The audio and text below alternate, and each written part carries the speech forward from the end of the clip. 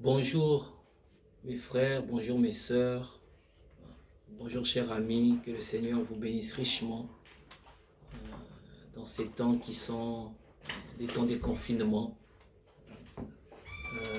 Nous remercions le Seigneur parce que la science a toujours aussi permis, à aider l'œuvre de Dieu d'aller de l'avant. Et aujourd'hui, nous allons utiliser la science au travers de toutes ces découvertes médiatiques. Nous allons les utiliser et nous les utilisons pour permettre à entrer en contact avec tout un chacun et vous partager ces petits messages que le Seigneur met à notre cœur afin de vous encourager et afin de garder toujours notre regard vers Jésus-Christ qui est notre recours et qui est notre secours. Surtout aujourd'hui en ce temps, en ce jour de dimanche qui est le jour mémorial que le Seigneur nous a laissé avec sa résurrection. Nous voulons toujours le rendre honneur et le rendre grâce pour tout ça. Alors c'est ainsi que je veux vous inviter parce que j'aime que lorsque je parle comme cela, c'est prendre ça puisse être un petit moment de méditation et pour que nous puissions penser au Seigneur. Et cela, je veux l'associer avec un petit message que le Seigneur m'a mis à cœur. Je vais prendre quelques versets bibliques ici. Quand je faisais l'étude, que le Seigneur, j'ai vu quelque chose de très bon, qui m'a beaucoup fait plaisir et j'aimerais partager cela avec vous. Alors avant tout, je veux chanter un cantique. Si vous avez ce cantique à la maison, c'est toujours bien. C'est pour cela, gardez des cantiques à la maison. Ouais, c'est très très bien. Gardez les cantiques, ayez toujours votre Bible, ayez des cantiques à la maison. Et dans ces moments pareils, c'est toujours très bien pour garder l'atmosphère spirituelle. Et je vais chanter le cantique sur les ailes d'une colombe blanche. Noé avait navigué sur les eaux plusieurs jours et chercha la terre ferme de plusieurs manières. Des ennuis il en a eu, mais non pas du ciel. Dieu lui donna son signe, lui donna son signe. Les ailes d'une colombe, sur les ailes d'une colombe, sur les ailes d'une colombe, blanche comme neige, Dieu envoya son amour doux pur, un signe du ciel, un signe du ciel sur les ailes d'une colombe blanche comme neige. Jésus notre sauveur, 20 jours sur la terre et dans une étable, dans une crèche de paille, et ses bargers étaient, mais non pas du ciel. Dieu lui donna son signe, lui donna son signe sur les ailes d'une colombe.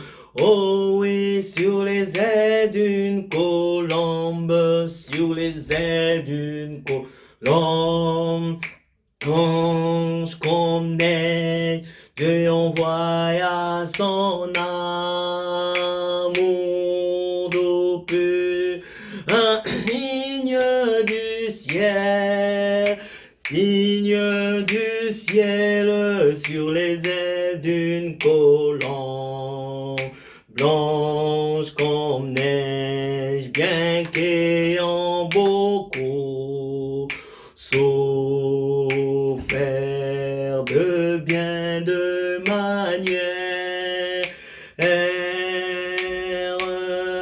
j'ai crié pour la guérison, la nuit comme le jour. La foi ne fut pas oubliée par le Père du ciel. Le Père du ciel, il me donna son signe, il me donna son signe sur les ailes d'une, oh et sur les ailes d'une colombe, sur les ailes d'une colombe, blanche comme neige, Dieu envoya son amour d'aucun, un signe du ciel, un signe du ciel sur les ailes d'une colombe. Juste un petit mot de prière avant que nous puissions ouvrir la parole et parler à l'auteur de cette parole pour qu'il puisse nous donner sa sagesse, son esprit pour ce petit message que j'aimerais partager avec vous. Éternel Dieu d'Israël, Dieu tendre Père céleste, toi qui n'as jamais oublié, Seigneur, les saints, avec cette douce colombe qui a toujours apporté le signe, Seigneur, le Saint-Esprit, la guérison, la paix, la joie, Seigneur, ô Dieu, au sein de tes enfants, tendre Père, nous voulons recommander ces petits instants, Seigneur, que nous voulons apporter, ce petit message que tu as mis dans notre cœur. Oh Dieu, laisse que tu puisses disposer mon frère et ma sœur qui va écouter ce message, Seigneur, même moi-même, Père éternel des armées, Seigneur, de circoncire ma langue, oh Dieu Tout-Puissant, mon esprit en ces moments, afin d'être disposé, Seigneur, pour toi, et qu'ainsi tous ensemble, oh Dieu Tout-Puissant, l'auditeur et le prédicateur, nous puissions être, Seigneur, sous ton contrôle, sous le contrôle du Saint-Esprit, que tu puisses nous enseigner quelque chose qui nous donnera, Seigneur, oh Dieu, la guérison, qui nous donnera, Seigneur, la santé, qui nous donnera, Seigneur, la force, qui nous donnera, Père éternel, ton esprit, Seigneur, oh Dieu Tout-Puissant, dans nos âmes. Accorde-le dans le nom de Jésus-Christ. Amen. Amen. Donc, comme ça, je vais vous inviter, je vais lire une portion des Écritures. C'est le psaume 68. Je vais le lire. Psaume 68. Nous lèvons, je l'élève parce que je suis dans un moment qui est sacré.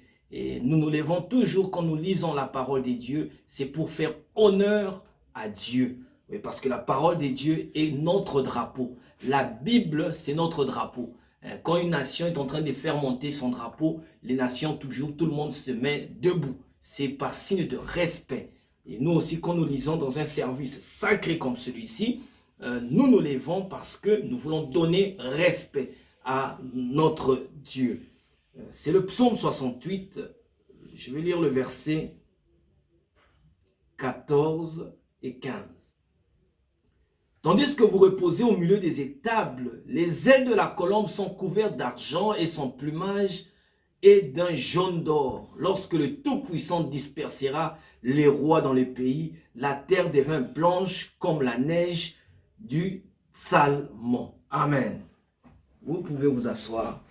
Et je veux lire cela, joindre cela à un autre verset biblique. Vous allez prendre, lisez avec moi, prenez votre Bible, je vais lire dans le livre de l'Exode. J'aime beaucoup ce livre. L'Exode, Exode chapitre 12.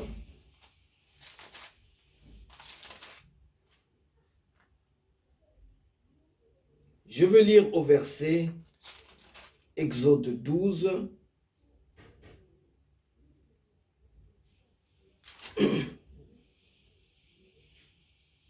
Verset 37. Les enfants d'Israël partirent de Ramsès pour Sukkot, d'environ 600 000 hommes de pied, sans les enfants. Une multitude des gens de toute espèce montèrent avec eux. Ils avaient aussi des troupeaux considérables, des brebis et des bœufs.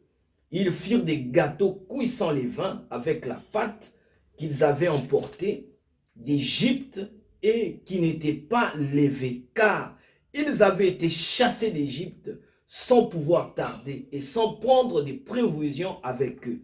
Le séjour des enfants d'Israël en Égypte fut de 430 ans. Et au bout de 430 ans, le jour même, toutes les armées de l'Éternel sortirent du pays d'Égypte. Cette nuit-là sera célébrée en l'honneur de l'Éternel parce qu'il les fit sortir du pays d'Égypte. Cette nuit sera célébrée en l'honneur de l'Éternel par tous les enfants d'Israël et par leurs descendants.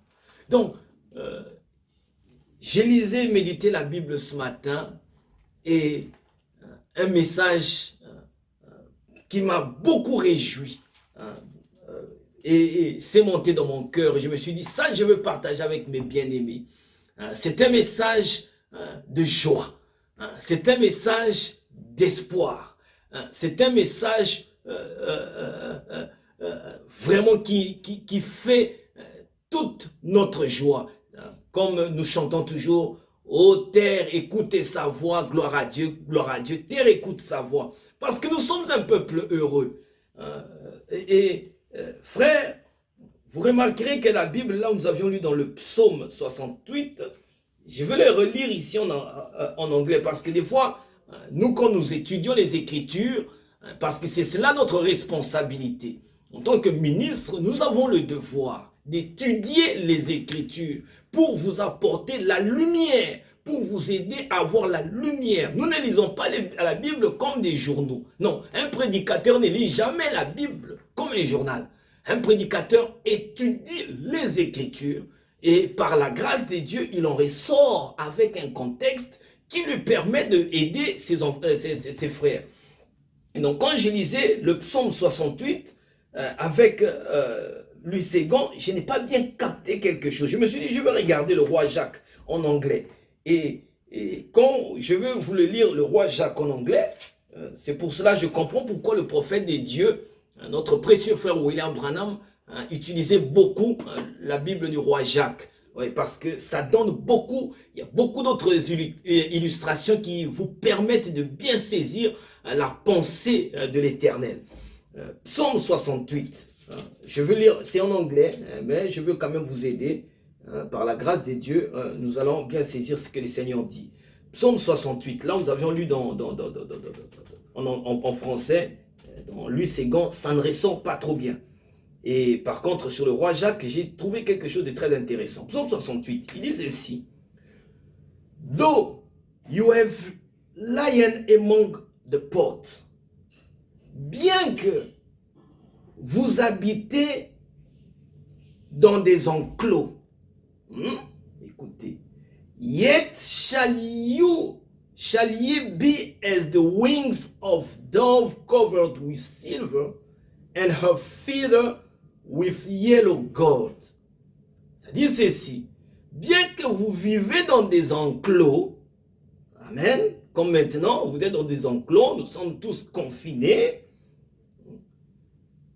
yet shall ye be as the wing. Vous serez comme les ailes d'une colombe, couverts d'argent, et and her feather with yellow gold, et ses plumes comme de l'or jaune. When the Almighty scatter king in it, quand le Tout-Puissant brisera tous les rois en elle. It was white as snow in Salmon. Et ce sera blanc, plus blanche que neige. Frères et sœurs, bien que les enfants de Dieu, comme la Bible est en train de montrer, ils vivaient dans des enclos. Ils étaient dans des enclos, mais Dieu dit, bien que vous vivez dans les enclos, mais vous serez comme des ailes, comme des colombes. Vous allez être comme des... c'est ça qu'il dit. Yet you shall ye be as wings. Vous serez comme les ailes d'une colombe couvertes d'argent. Oh, c'est la promesse que Dieu donne. C'est la promesse que Dieu a toujours fait à ses enfants. Bien que vous pouvez être dans des enclos, mais Dieu vous rendra libre. Mais Dieu vous rendra libre comme des colombes. Et vous allez prendre vos envols. Vous allez prendre vos envols et vous allez vous élever dans les sphères de l'Éternel. C'est comme ça que quand je méditais, j'ai pensé à cette écriture. Je vais vous donner un peu d'illustration parce que, frères et sœurs, vous devez comprendre une chose, que la Bible n'est pas qu'un livre historique. Nous croyons que toutes ces histoires qui sont marquées dans la Bible, c'est des histoires véritables, mais elles sont là pour nous enseigner. Car la Bible dit, toute écriture est inspirée des dieux. Donc, toutes ces histoires que nous pouvons regarder, lire dans sa parole, sont inspirées des dieux pour nous instruire, nous. Et la Bible dit dans Hébreu que l'Ancien Testament, donc quand nous lisons Exode, c'était une ombre, c'était un type qui parlait de ce qui arriverait spirituellement plus tard. Et donc, dans Exode, comme nous avions lu dans Exode, chapitre 12, vous pouvez lire cela tout le contexte à la maison, mais le verset 37, les enfants d'Israël partirent de Ramsès pour Sukkot au nombre d'environ 600 000. Donc la Bible montre que les enfants d'Israël ont quitté l'Égypte, parce que c'est ça même le livre d'Exode. Pour ceux qui sont avec les enfants qui suivent, les enfants aussi doivent comprendre cela. Donc l'Exode, c'était le voyage, la sortie de l'Égypte pour une terre qui était promise. Donc, les enfants d'Israël étaient premièrement en Égypte. Ah, j'aime cette illustration. Bien que vous vivez dans les enclos, vous serez libres comme des colombes. Frères et sœurs, vous remarquerez que quand Dieu avait donné la promesse, c'était premièrement à Abraham. Abraham n'habitait pas l'Égypte. Abraham était dans une terre que Dieu lui avait donnée. Mais Dieu a dit à Abraham que ta descendance vont séjourner 400 ans en Égypte et moi, Dieu, je les libérerai. Et donc, c'était la main de Dieu qui avait amené la descendance d'Abraham, ce qu'on appelle le peuple d'Israël. C'était la main de Dieu qui les avait amenés en Égypte. Oh! Aujourd'hui, je vais te parler de l'Égypte d'une façon peut-être que tu n'as jamais vue. Parce qu'on a toujours pensé que l'Égypte, oui, c'est le malheur. L'Égypte, c'est le malheur. Mais je veux te montrer que derrière ce malheur, il y a le plan des dieux dedans. Hein, frère, il y a le plan des dieux dedans. C'est pour cela, sa parole est une source de joie pour nous. Vous remarquerez que c'était la main de Dieu qui avait ramené le peuple d'Israël, les fils d'Abraham, la descendance d'Abraham, qui les ont amenés où c'est en Égypte. Et l'Égypte, quand vous lisez la Bible, ça a toujours symbolisé la maison de servitude. L'Égypte a toujours été le symbole de la servitude. Ça a toujours été le symbole de la souffrance. Parce que Dieu devait délivrer les enfants d'Israël. Dieu devait les faire sortir de cela. Dieu devait montrer que lui, il est le libérateur. Oh, frères et sœurs. Donc, ils étaient premièrement, Dieu les a conduits en Égypte. Dieu les a conduits dans la maison de servitude. Dieu les a conduits dans la maison du malheur. Mais c'était pour un but. C'était pour un but, oh frères et sœurs. Et le but, c'était pour qu'ils puissent être dans cette maison de servitude. Et quand ils étaient là-bas, pendant 400 ans, oh, ils ont commencé à crier à l'Éternel. Oh frère, quand le peuple, les enfants d'Israël ont commencé à crier à l'Éternel, c'est alors que Dieu maintenant allait entrer en scène. La première année, ils étaient en Égypte, tout allait bien. La deuxième année, ça allait bien. Jusqu'à un certain moment, boum, oh, il y a eu un pharaon qui ne connaissait pas Moïse, et qui ne connaissait pas plutôt Joseph. Et il a commencé à mettre des lois. Et ces lois étaient tellement contraignantes pour les peuples des dieux. Frères et sœurs, si je prends cette illustration, c'est parce que le monde est entré dans une phase. Vous remarquez tout ce qui se passe dans le monde. Dès qu'il y a une catastrophe qui arrive, il y aura des décisions politiques qui vont en suivre. Frères et sœurs, et ces décisions politiques qui s'en suivent auront que pour objectif de contraindre et de limiter les libertés des hommes. Remarquez cela, juste le coronavirus s'est levé. Mais qu'est-ce qui a entre toutes les pouvoirs politiques ont limité les libertés des gens. Frères et sœurs, vous remarquez. Et ça va continuer comme ça. Ces crises donnent davantage de l'espace, donnent davantage de la possibilité au pouvoir politique et même au pouvoir religieux de limiter les libertés des enfants des dieux. Oh, ce jour-là, c'était la mort de Joseph. Joseph est décédé. Un autre pharaon est monté. Il ne connaissait pas Joseph. Le pharaon qui était avec Joseph est décédé. Et un autre pharaon qui ne connaissait ni celui-là, ni Joseph, il a dit, moi, je veux mettre des nouvelles lois. Et ces lois étaient davantage contraignantes pour les enfants des dieux. Les enfants des dieux, ça devenait difficile pour eux.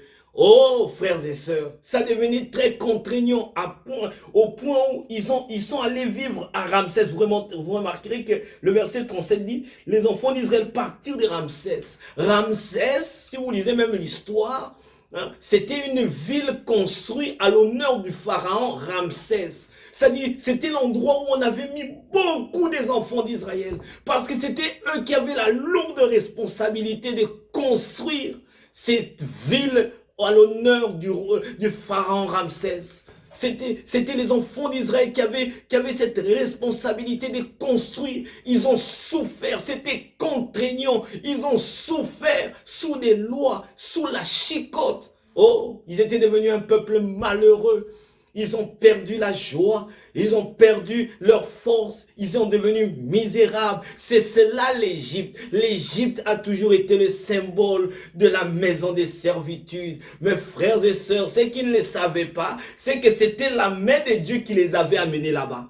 Et comme c'est la main de Dieu qui les avait amenés là-bas, c'est la même main de Dieu qui les sortira de là. Frères et sœurs, je veux t'informer.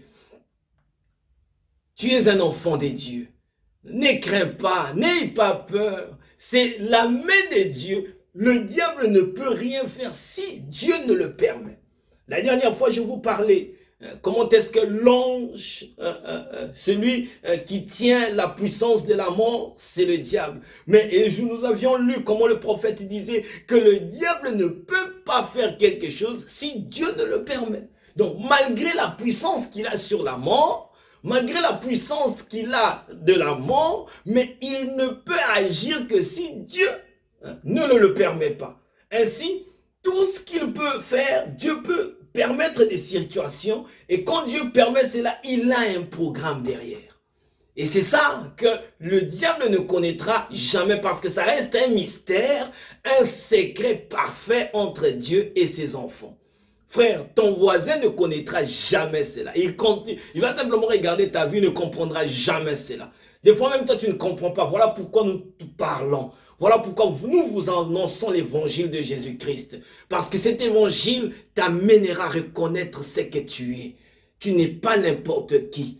Même si c'est l'Éternel qui t'a conduit en Égypte. C'est l'Éternel qui t'a conduit dans la maison des servitudes. Et le monde, c'est une maison des servitudes. Parce que frère, je veux te donner la bonne nouvelle. C'est que frères et sœurs, Jésus-Christ, quand il est venu ici sur la terre, il est venu payer le prix. Le prix, c'était pour nous amener dans une maison où il y aura la liberté. C'est pour nous amener loin de ce monde. Et donc, frères et sœurs, nous sommes encore dans un autre exode. Le premier exode, là où nous sommes en train de lire, les enfants d'Israël, ils étaient dans la maison des servitudes. Pharaon est en train de les opprimer. Et à ce moment-là, ils ont commencé à crier à l'Éternel. Oh frère, c'est quand ils commencent à crier à l'Éternel que l'Éternel commence à s'approcher d'eux. Parce que frère, Dieu ne donnera jamais à quelqu'un quelque chose s'il n'en a pas le besoin. Je veux que tu saches cela. Dieu n'est pas un magicien hein, pour donner aux gens des choses dont ils savent qu'ils n'auront pas besoin. Non, Dieu donne à quelqu'un quelque chose dont il sait qu'il a besoin. Voilà pourquoi Dieu, il savait que pour qu'il puisse venir donner la liberté, les enfants d'Israël devraient passer par l'Égypte. La maison des servitudes était importante. C'était la main de Dieu qui les avait amenés en Égypte. C'était la main de Dieu qui avait permis qu'ils soient en Égypte. Et quand même toutes les situations étaient devenues, ils se sont rencontrés, ils sont devenus dans des enclos.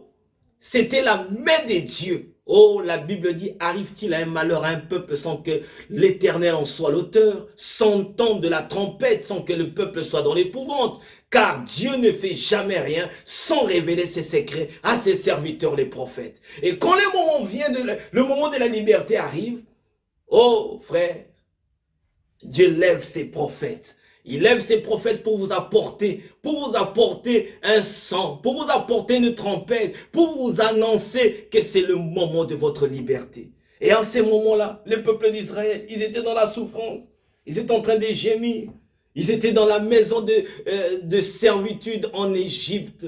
Mes frères, l'Éternel a suscité Moïse. Moïse était le libérateur. Moïse avait reçu une commission des dieux pour apporter un message de libération, pour apporter un message de délivrance, pour dire à ces peuples que l'Éternel est venu pour vous accorder la délivrance, pour vous faire sortir de la maison de la servitude, pour vous faire sortir de l'Égypte et vous conduire dans la terre promise. Oh, nous aussi, nous avons une autre promesse. Nous avons notre promesse. Jésus-Christ a dit, je ne vous laisserai jamais orphelin. Je m'en vais vous préparer un endroit et je reviendrai. Et quand je reviendrai, je vous prendrai pour vous amener dans la félicité. Frères et sœurs en Christ, je veux que tu saches cela.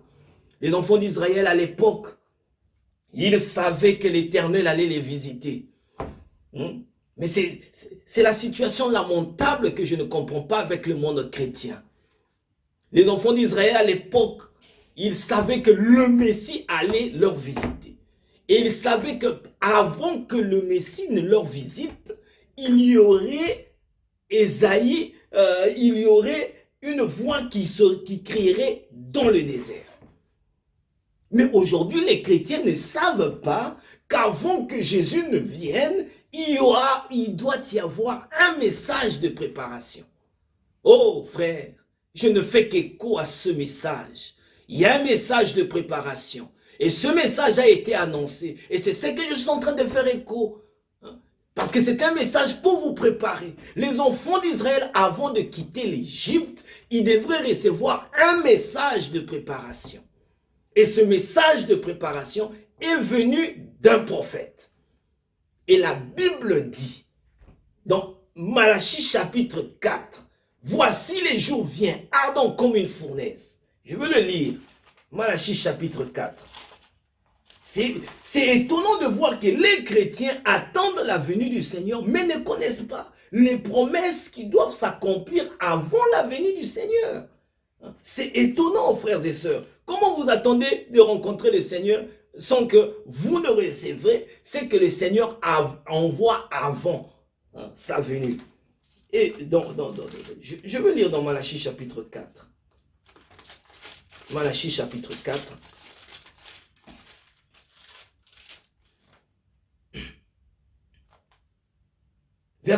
Car voici le jour vient ardent comme une fournaise. Tous les hautains, tous les méchants seront comme du chaume. Frère, c'est ce qui est sur le point de s'arriver. Tous les crises qui est là, ne vous inquiétez pas. Bientôt là, on va ressortir. Le confinement là, ça va finir. Le coronavirus, ça va finir. Ce sont des mots qui touchent la terre. C'est comme j'ai exhorté la dernière fois mes frères à écouter une prédication de frère Branham sur les douleurs de l'enfantement. C'était pour essayer d'écouter ce que le prophète annonçait. que la terre passe par des douleurs. La terre passe par des douleurs. Et une femme, avant d'accoucher, elle a ce qu'on appelle des contractions. Et les contractions-là annoncent la naissance. Annoncent que quelque chose est sur le point de venir.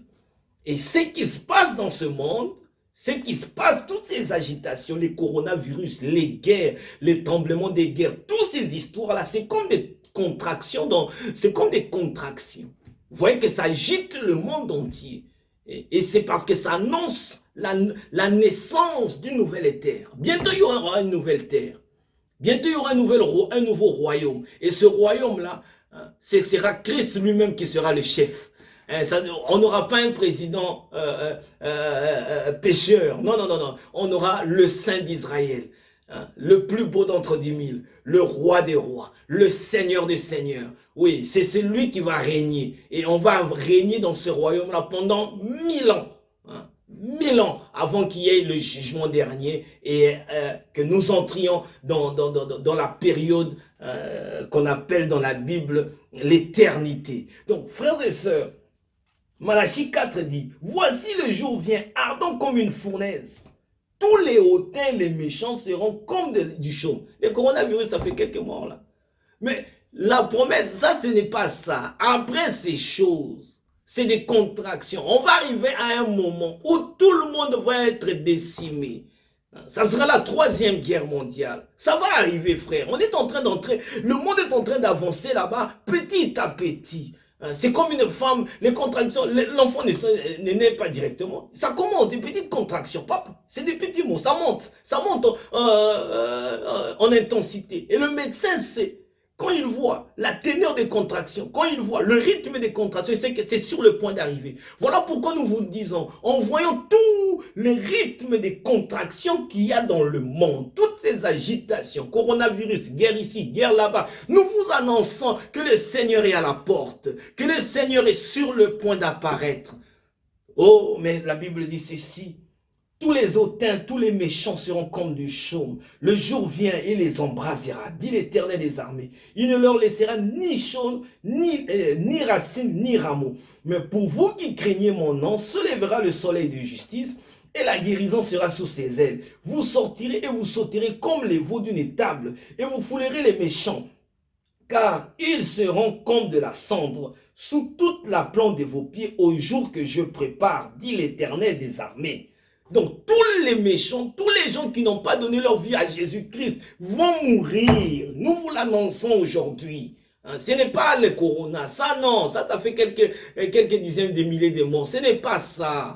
Il y aura une mort totale. Mais ceux qui auront cru à la voix du 7e ange au temps de la fin, ceux qui auront reçu le message de préparation, la Bible dit, mais pour vous qui craignez mon nom, se lèvera le soleil de justice et la guérison sera sous vos ailes. Oh, sur les ailes d'une colombe blanche. Vous sortirez et vous sauterez comme les veaux d'une étable et vous foulerez les méchants. Vous n'allez pas mourir. Il y a un peuple qui ne va pas mourir. Au contraire, qui marcheront sur la cendre des méchants. Car ils seront comme la cendre sur la plante de vos pieds au jour que je prépare, dit l'Éternel. Souvenez-vous de la loi de Moïse. Remarquez, il dit, souvenez-vous de la loi de Moïse, mon serviteur, auquel j'ai prescrit en Horeb pour tout Israël des préceptes et des ordonnances. Voici, je vous enverrai Élie le prophète avant que le jour de l'Éternel n'arrive. Ce jour grand et redoutable. Donc avant le jour de l'Éternel, avant que tout soit détruit, oh frère, Jésus reviendra et prendra un petit reste qui auront reçu ce prophète dont la Bible dit, voici je vous enverrai Élie le prophète. De la même manière qu'il avait envoyé Moïse avant la sortie des enfants d'Israël de l'Égypte, dans ces temps de la fin, Dieu envoie aussi encore un prophète avec l'esprit d'Élie pour faire sortir ceux du temps de la fin. Nous sommes dans un exode. Oh frère, dans cet exode, comme je suis en train de vous le montrer dans Exode chapitre 12, tous les enfants d'Israël, après qu'ils ont reçu, ils ont vu que réellement Moïse était envoyé du Seigneur. Et ils ont commencé à marcher. La Bible dit les enfants d'Israël partirent de Ramsès pour Sukkot au nombre d'environ 6000. Une multitude de gens de toute espèce montrant. Ils firent des gâteaux sans levain.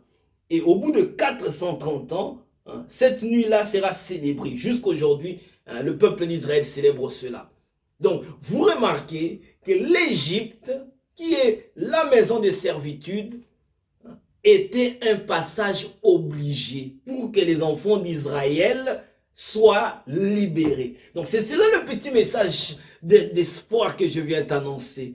Il doit toujours avoir l'Égypte. L'Égypte doit toujours être là. Parce que frère, on ne va jamais apprécier la lumière si on n'a pas le ténèbre. Et vous remarquerez que l'Égypte vient en premier. En premier, c'est l'Égypte, c'est la servitude. Oh, combien le diable, il nous a amenés dans le péché. Il pensait que réellement s'il nous avait eu, mais il ne savait pas que cet endroit, cette Égypte, le péché, peut-être en ce moment tu es en train de regretter dans ton cœur, tu te retrouves dans une situation où tu es en train de regretter dans ton cœur, d'avoir mal agi. Oh frère, tu es peut-être en Égypte, mais je t'annonce que tu es une sémence d'Abraham. Et la sémence d'Abraham est censée être conduite dans le péché.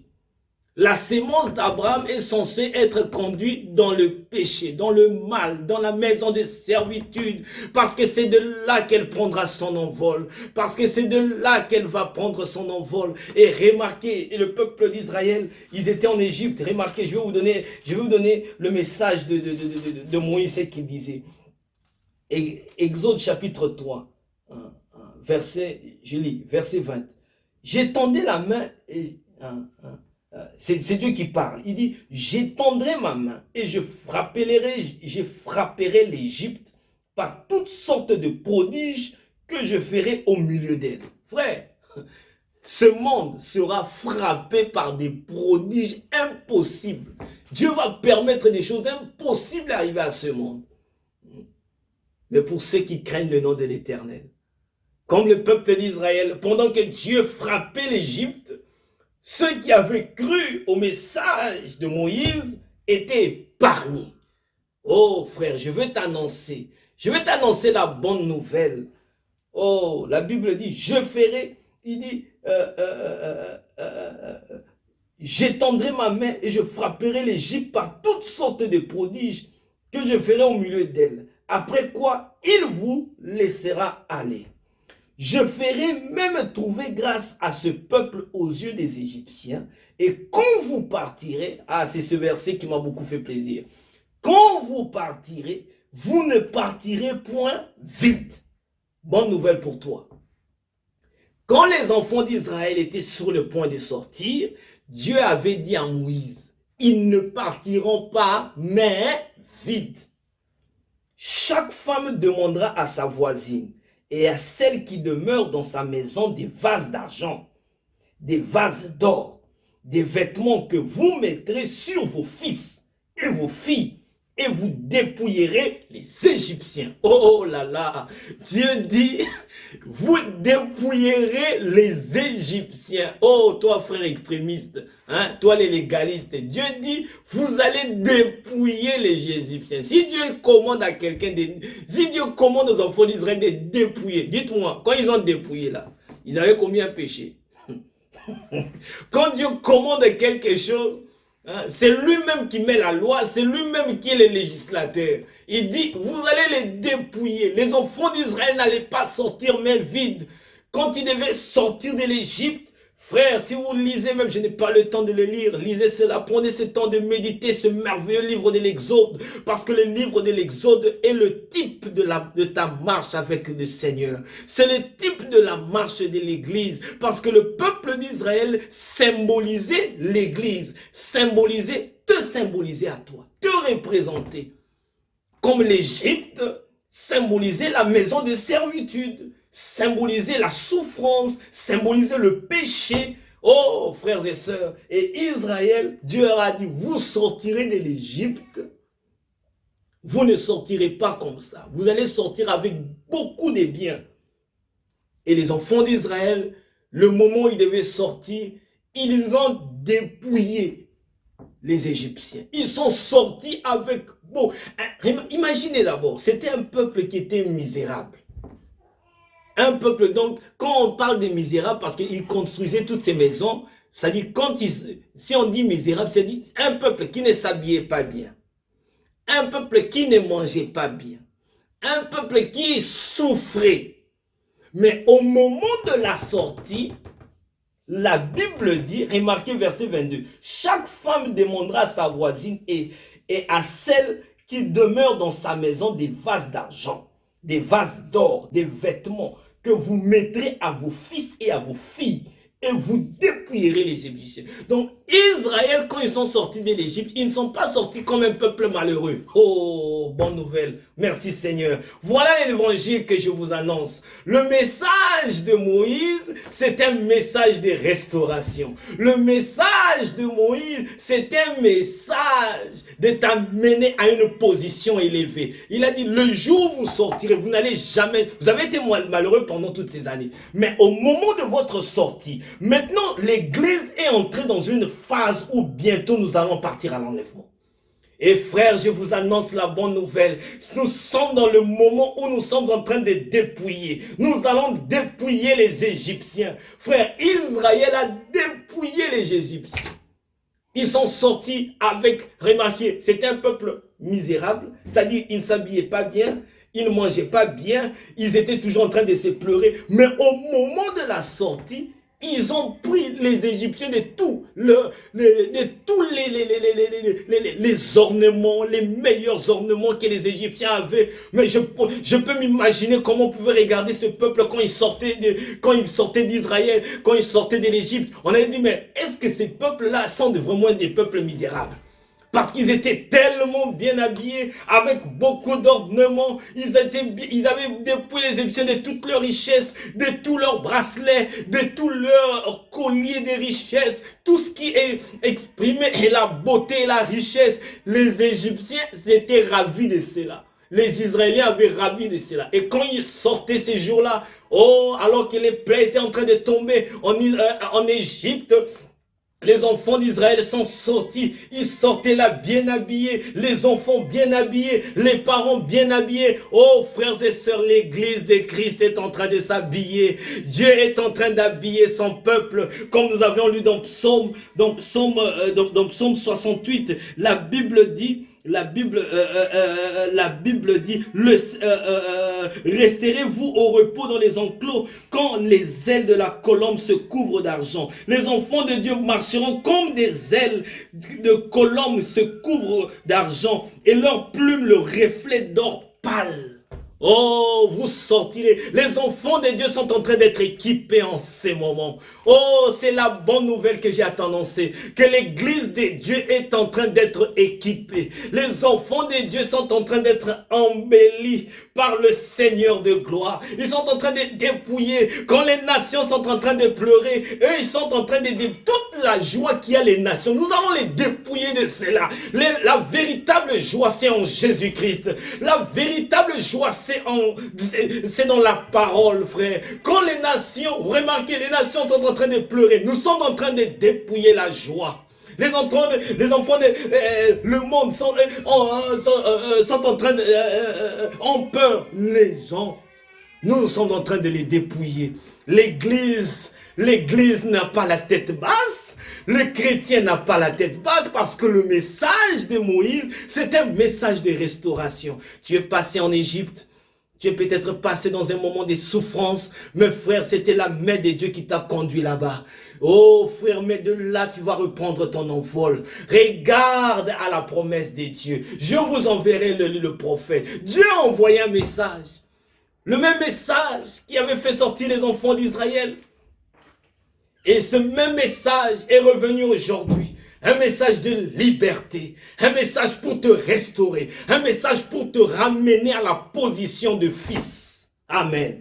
Un message pour te ramener à la position d'une véritable fille de Dieu, qui ne marche pas comme le monde marche, qui ne s'habille pas comme le monde s'habille, qui ne se comporte pas comme le monde se comporte, mais qui marche comme une vraie fils, un vrai fils et une fille de Dieu, qui s'habille comme une vraie fille de Dieu, un vrai fils de Dieu, oh, qui marche avec la joie. Frère, je ne parle pas des habillements charnels, ce n'est pas de ça dont je parle. L'habillement que Dieu est en train de couvrir son église. La Bible dit dans Apocalypse, elle s'est revêtue de fin lin. Et les fins lin, c'est les œuvres justes des saints. Alléluia. L'église est en train de se revêtir. Parce que nous ne quitterons pas la terre avec nos mauvaises œuvres. Nous ne quitterons pas la terre avec notre mauvaise vie. Mais Dieu est en train d'embellir son église.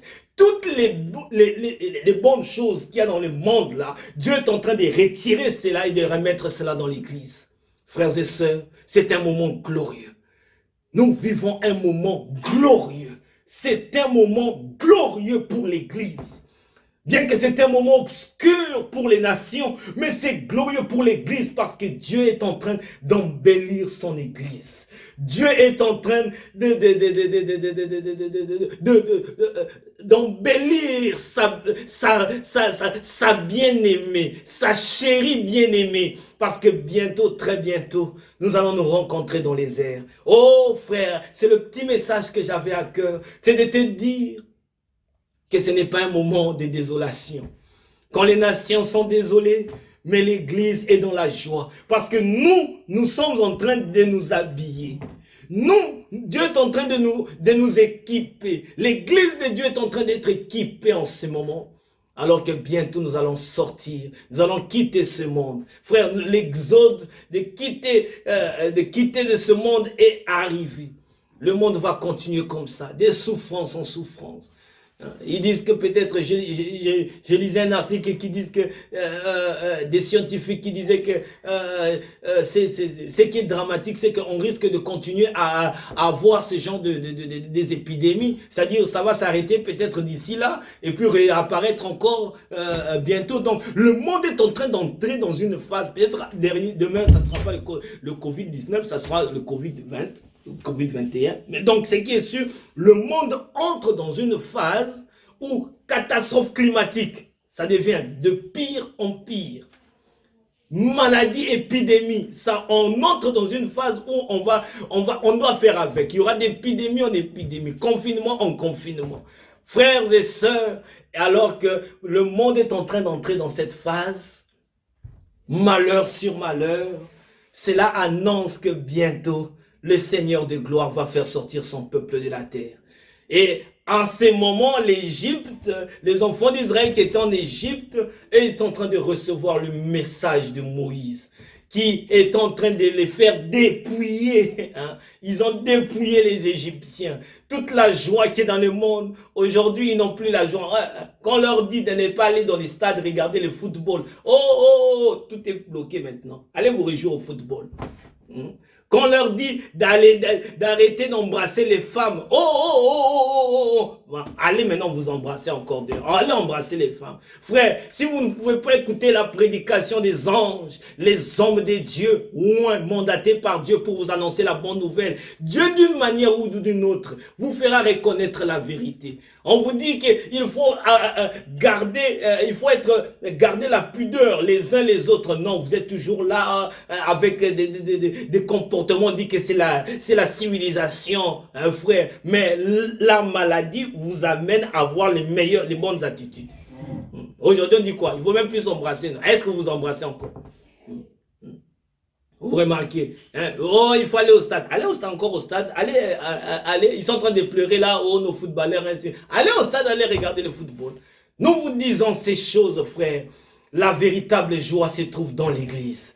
Le véritable bonheur, c'est dans sa parole. La véritable prospérité se trouve en Jésus-Christ. Oh, frère, Dieu est en train de revêtir son église. Il a rêvé avec tout ce qui a des œuvres justes, la joie en Jésus-Christ, le bonheur en Jésus-Christ, le salut en Jésus-Christ, l'assurance en Jésus-Christ, tout est en Jésus-Christ. Et ce peuple est en train de se préparer. Et bientôt nous allons sortir, comme le peuple d'Israël était sorti dans la joie, bien revêtu, en train de marcher vers la terre promise. Nous sortirons de ce monde, bien vêtus, en vie, couronnés, comme la Bible dit. Cette église sera sans tache, ni ride, ni rien de semblable. Dieu est en train de dépouiller ses enfants. Oh, attache-toi au Seigneur. Attache-toi à cette parole. Attache-toi au message du temps de la fin. Je te dis la vérité. C'est le bouée de sauvetage que Dieu a envoyé pour te tirer hors de ce monde et t'amener dans la présence du Seigneur et être avec lui alors que les plaies vont davantage aller de mal en pire ici sur la terre. Oh, merci Jésus, nous te remercions. Et oh, je vais encore chanter sur les ailes d'une colombe blanche comme neige. Et puis après cela, je vais faire un petit mot de prière. Bien qu'ayant beaucoup souffert de bien des manières, j'ai crié pour la guérison. La nuit comme le jour, la foi ne fut pas oubliée par le Père du ciel. Il me donna son signe sur les ailes d'une colombe. Dieu bénit éternellement, tendre Père. Voilà, Seigneur, ce message qui nous donne beaucoup de joie. Oh Dieu, de savoir que tu es en train de dépouiller le monde. Le monde devient de plus en plus triste, incertain, mais nous, l'Église, on devient de plus en plus certain. Oh, de savoir que la promesse que tu nous avais faite, tu reviendras et tu nous prendras dans les airs. Seigneur, ça accomplira bientôt et très bientôt. Seigneur, tu es en train de dépouiller le monde, oh Dieu. La joie quitte le monde. Mais la joie se retrouve aujourd'hui dans le camp des saints qui sont heureux de savoir, Père éternel, qu'ils ont reçu, Seigneur, ce message qui nous restaure. Père éternel, je te remercie. Je prie, Seigneur, pour mon frère qui a peut-être écouté ce message, Seigneur. S'il est encore en Égypte, Seigneur, je veux que tu lui donnes la certitude. Oh Dieu, que c'est toi qui as permis qu'il soit en Égypte, qu'il soit dans le péché, mais qu'il puisse tourner son regard vers toi, qu'il puisse regarder à toi, Seigneur, parce que l'heure de la délivrance est arrivée, Seigneur. Tu as envoyé un message puissant, Seigneur, qui est en train de nous faire sortir du monde, oh Dieu, et qui est en train de nous préparer, Seigneur. Oh Dieu Tout-Puissant, soutiens la foi de tes enfants, Seigneur, cette petite foi qui crie à toi, Seigneur. Aide-moi, Seigneur, comme tu avais intervenu dans la vie des enfants d'Israël. Aide mon frère, aide ma soeur de sortir de l'Égypte, Seigneur, de s'accaparer de ce message, Seigneur, oh Dieu, et de rester en Goshen, Seigneur, Père éternel des armées, à cet endroit où les plaies ne puissent pas toucher, où, Père éternel des armées, Seigneur, les plaies ne peuvent pas frapper parce que, Seigneur, l'ange de l'Éternel, la colonne de feu, Seigneur, se tient entre eux et le monde, Seigneur. Car la Bible dit, l'ange de l'Éternel campera autour de ceux qui le craignent. Oh Dieu Tout-Puissant, Seigneur, aujourd'hui dans ces temps de la fin, oh, l'ange du Seigneur marche et se tient là, Seigneur, entre le monde et nous, Seigneur, Père éternel. Et nous sommes en sécurité, nous sommes dans la joie, Seigneur. Nous sommes en train de nous habiller, Seigneur, oh Dieu, Père éternel, nous sommes en train de dépouiller, Seigneur, le monde et tout ce qu'est là, Seigneur, oh Dieu, et Père éternel, les amis, nous allons sortir, non pas comme des malheureux, Seigneur, non pas comme des misérables, mais comme des filles et des fils de Dieu, Seigneur, comme des princes, oh Dieu, parce que, Seigneur, le monde, Seigneur, oh Dieu, c'est notre héritage. Merci infiniment, Seigneur, oh Dieu, pour cette consolation. Merci, Seigneur, pour cette parole. Bénis chacun de nous. Bénis ton Église, Seigneur, dans le nom de Jésus-Christ. Amen. Amen, amen, amen. Gloire à toi, Seigneur. Merci, Jésus. Amen. Que le Seigneur vous bénisse tous. Et on va se revoir certainement prochainement si Dieu nous met à cœur quelque chose. Donc, avec cela, je vous souhaite un bon dimanche et que la paix du Seigneur soit avec vous. Shalom.